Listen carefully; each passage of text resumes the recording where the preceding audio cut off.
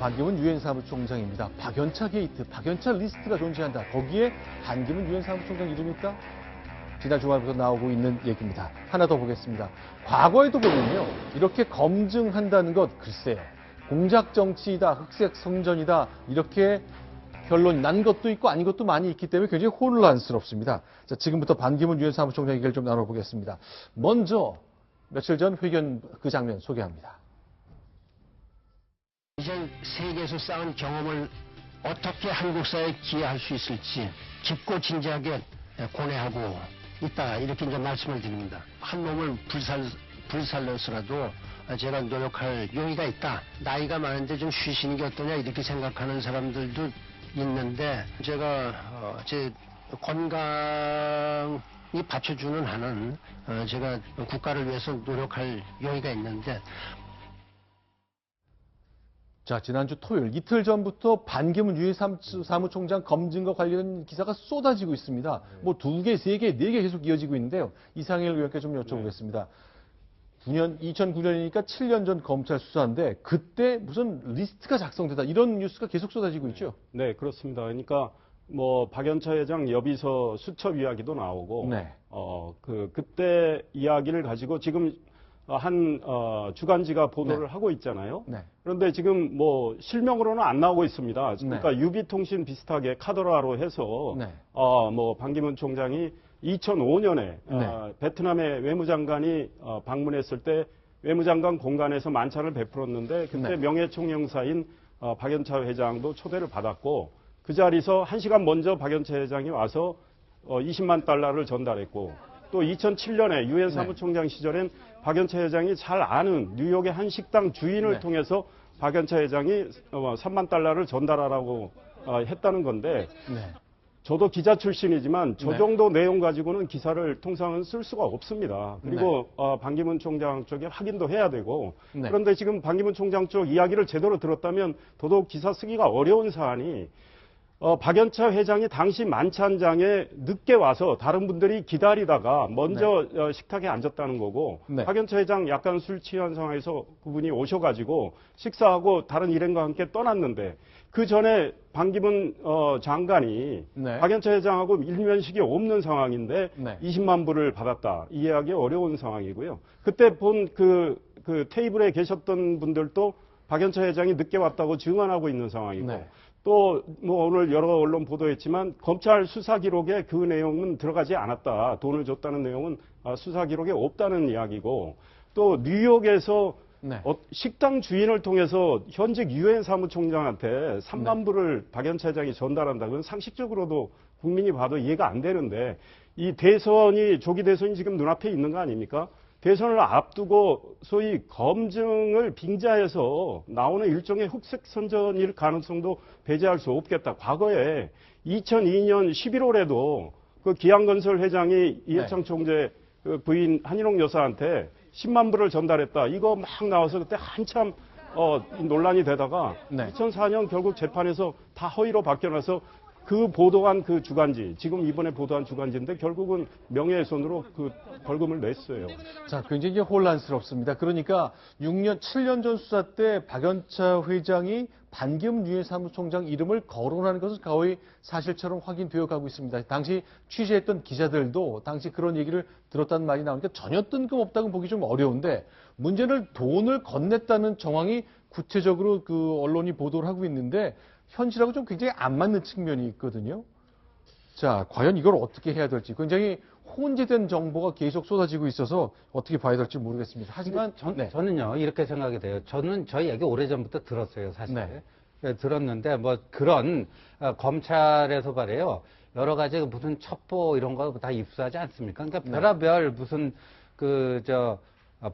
범죄 정보에 관한 그런 데는 뭐 여러 가지 정보들이 다 들어옵니다, 네. 첩보가. 그럼 그 중에서 이게 뭐 신빙성이 좀 있다, 네. 뭐 그런 정도만 그러니까 검찰이 이제 사실상 실제 수사선상에 올려서 하는 건데, 뭐 유명인들에 대해서 여러 가지 얘기가 들어갈 수가 있죠. 근데 저는 요번에 저 시사저널 저걸 보도를 했잖아요. 네. 적어도 시사저널 정도 되는 언론이라면 이거를 보도했을 때 이게 적어도 이게 공소시효가 지났는지 안 지났는지 정도는 다 따져볼 거 아닙니까? 근데 저게 백보 양보해서 사실이라 할지라도 이미 공소시효가 지나버린 거예요. 네. 그 공소시효가 지나버리고 웬만큼 뭐 알만큼 다 아는 사람들 그 있는 상태에서 그럼 왜 이 시점에 저런 얘기가 불거져 나오는가? 네. 그거는 저는 이제 이게 바로 조기 대선이 본격적으로 이제 그러니까 반기문 총장이 이 한번 불사르겠다라고 하는 그 멘트 직후에 저게 나왔다라는 거죠. 네. 그러니까 이제 본격적으로 반기문 때리게 들어갔다라는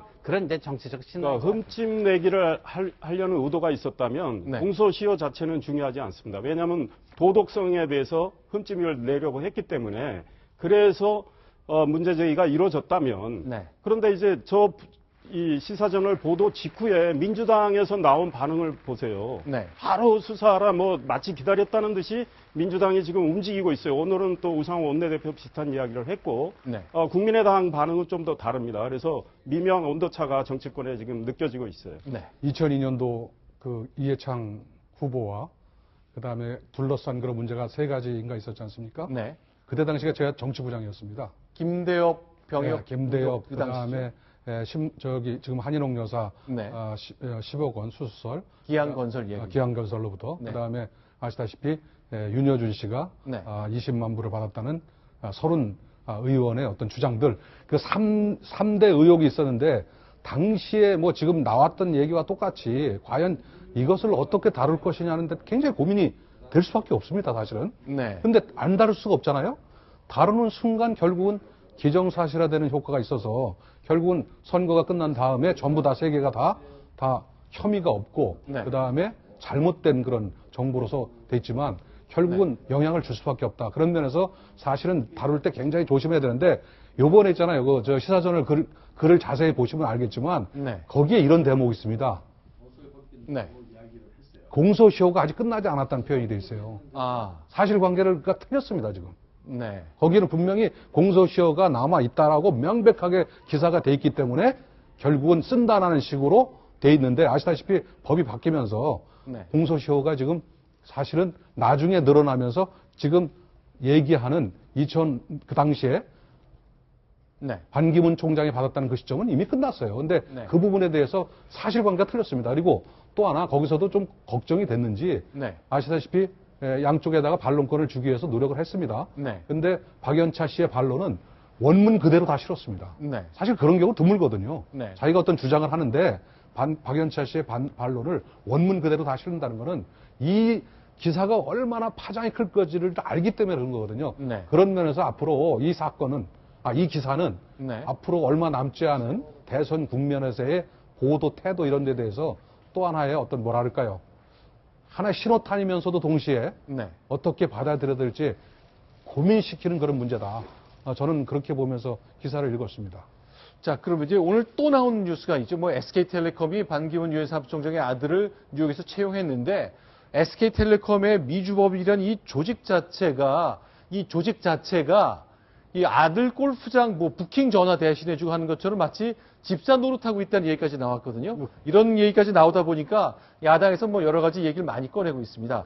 일단 더불어민주당과 국민의당 얘기가 좀 다르거든요. 그 온도차를 지금부터 그 대변인의 얘기를 통해서 좀 소개해드리겠습니다. 반기문 예비 대선 후보에게 촉구합니다. 납득할 수 있는 해명을 하십시오. 반기문 총장은 혹독한 검증을 자처해야 합니다. 기름장어처럼 피해서는 안 됩니다. 반기문 총장 측에서는 해명하면 됩니다. 그렇지만 근거 없는 그러한 폭로 검증은 밝은 정치, 깨끗한 대통령 선거에 바람직하지 않다.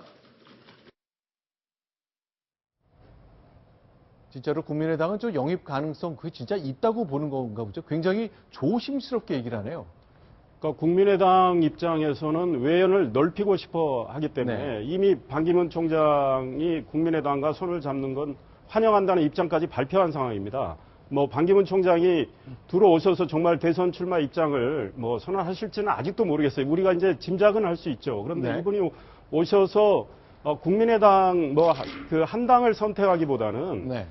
지금 새누리당도 남아있고 새누리당에 떨어져 나온 분들이 또 신당을 만들고 있는데 네. 어떤 특정의 한 정당을 선택하기보다는 본인이 생각하는 우리나라의 어떤 미래에 대한 본인의 어떤 철학, 가치를 네. 이야기하면서 많은 분들과 이 어떤 가치와 철학을 공유하는 이런 노력을 먼저 시작하지 않을까 싶어요. 제가 에피소드 하나만 소개하면요. 2002년하고 2007년 대선판을 흔들었던 그 김대엽 씨의 네. 이해창 후보 아들 병역비리 폭로. 네. 다 나중에 사실 무근으로 판명이 됐고 네. 본인이 그거에 따른 어떤 사법적인 책임도 지었습니다. 네. 근데 나중에 이제 그 아마 한나라당 쪽에서인가요? 김대엽 씨는 인간적으로 사과해야 될 거 아니냐? 네. 사과하라 그랬더니요. 사과 한 박스를 보냈어요. 아주 블랙 코미디로 끝났습니다. 그러니까 네. 이렇게 어떻게 보면 한 나라의 운명을 경우에 따라서는 좌지우지할 수 있는 네. 그 엄청난 메가톡급 이런 거는요. 그만큼 거기에 그거 폭로하는 것도 자유입니다. 네. 그러나 그만큼 거기에 상응하는 책임이 동반돼야 되는데 그렇지 못한 것도 한번 생각해 봐야 돼요. 그러니까 반기문 총장도요. 본인 그 철저하게 검증받아야 되고 그건 맞습니다. 반기문 총장뿐만 아니라 그 어떤 사람도 철저한 검증의 도마에 올라야 되는데 저게 저런 식의 이제 정치 게임이 되는 거는 이 나라를 위해서 별로 좋은 일은 아니겠죠. 예, 김대엽 씨 문제와 관련해서 짧게만 말씀드리면 그때 김대엽의 그 허위 폭로가 선거에 엄청 영향을 줬거든요. 네. 나중엔 다 허위 사실로 나왔는데 선거 이미 끝난 다음입니다. 그런데 김대엽 씨 그때 그 폭로 배후에 네. 사실 정치권이 있었어요. 그러니까 지금도 뭐 검증은 검증대로 당연히 뭐 철저히 이루어져야 되지만 만약에 허위 사실을 이렇게 제기를 해서 검증에 외피를 입혀가지고 네. 선거에 영향을 미치려 한다면 그거 자체도 앞으로는 네. 정말 좀 단죄를 받아야 되는 그런 측면이 있다고 봅니다. 알겠습니다.